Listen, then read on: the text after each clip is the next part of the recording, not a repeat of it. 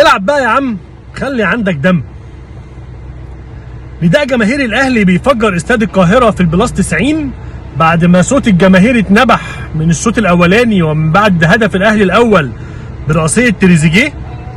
الاهلي كان بادئ المباراه ضغط على سموحه، اداء يعني كويس، بيتقدم الاهلي وبعدها بيتراجع الاهلي بلا مبرر.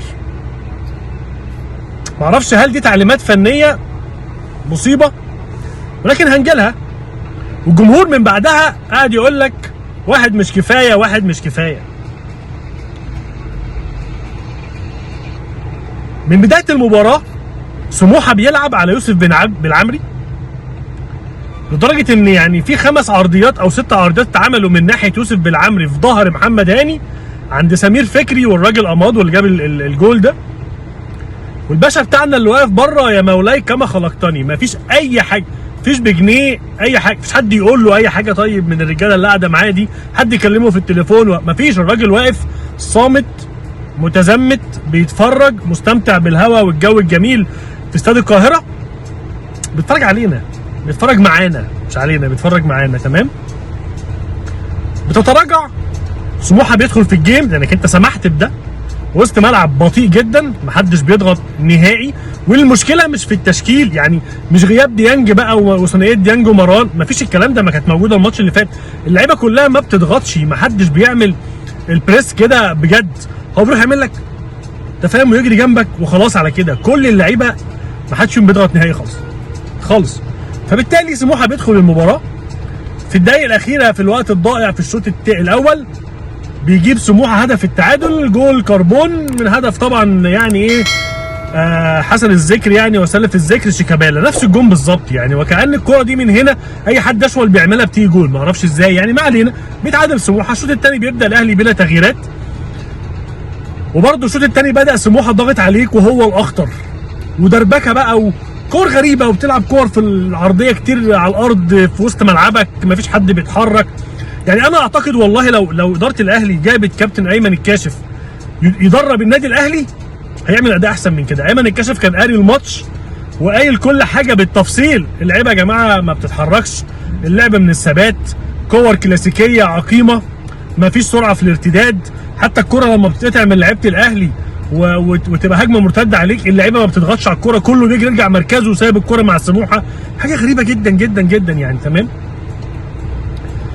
فبتحقد عليك بقى، بيبتدي الراجل بقى يخش يعمل تغييرات بقى، فبيطلع زيزو وامام اللي كانوا الاثنين اصلا كانهم ما جوش. وانا امام بالنسبه لي طبعا مش لغز، ده متوقع، لان امام من ساعه الحركه اياها بتاعت انا سافرت ومش هسافر ومش جاي وجاي والكلام ده، وهو خلاص ما بقاش امام يعني، ما عملش حاجه غير ماتش السعوديه مع المنتخب وخلاص على كده. زيزو مش عارف، شويه في وسط الملعب، شويه يمين، شويه شمال، شويه تلاقيه اخر واحد تحت معاهم، ما اعرفش بيعمل ايه يعني، ما عنديش ده فني يعني، ده مش الراجل، ده فني يعني، ده اللي هو الراجل اللي احنا جايبينه بره تروب ده. تمام.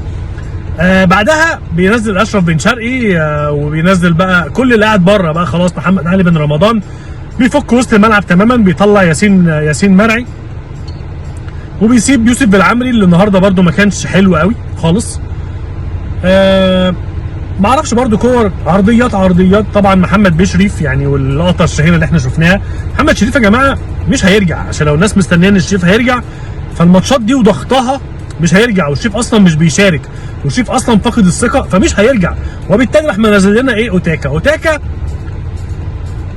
انا من اول ما شفته قلت يا جماعه الراجل بيجري، بس بيجري غلط، بيضغط غلط، بيقطع غلط، قراراته 3/4 غلط، مش الفيرويد اللي تلعب عليه 9. وطبعا الاخ كامويش مش معانا خلاص، والراجل ده مستمتع بالاقامه معانا هنا في الفندق، والحمد لله بيروح التمرين، مزيكتك واكلك وشربك ومرتبك وزي الفل. تمام كده؟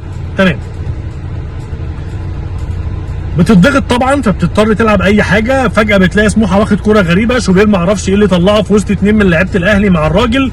كوره كنت هتلبس جول كوميدي وجول في وقت يعقد لك الدنيا ويوديك خلاص كده تريح بقى لحد اخر الموسم. ولكن اهو ربنا ستر، الاهلي بيلعب كور غريبه، هاني بقى يلعب تحت، عرضيات ما حدش طبعا بيطلع ياخدها، عرضيات كلها سهله، عرضيات كلها في متناول حارس المرمى والمدافعين، ما فيش حد بيشوط من بره ال 18. اللهم واحده عملها مروان عطيه كده لمست الراجل على استحياء وكانت اصلا ضعيفه، وهي من هنا ما تتحطش تحت، من هنا بتتحط فوق فوق، عشان تحت في زحمه ودوشه وناس ورجول وناس قاعده وناس فرشه وحاجات كتير يعني. فما علينا يعني. بتيجي بقى الكوره في البلاس 90، محمد هاني بيعمل العرضيه، الحمد لله عدت من اول مدافع من سموحه، راح طالع طاهر محمد طاهر حطها جول.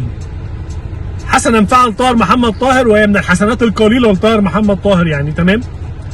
بس انا لو جيت للحق بشوف بقى لو انت ناوي تلعب بقى كده، ما تلعبش بقى لا شريف ولا كاموش، لعب لنا بقى الاخ طاهر ده على الاقل بيخبط يعني، فاهم؟ لكن انا مش عايز اشوف لا شريف ولا كاموش ولا اوتاكا في الملعب بصراحه يعني. تمام.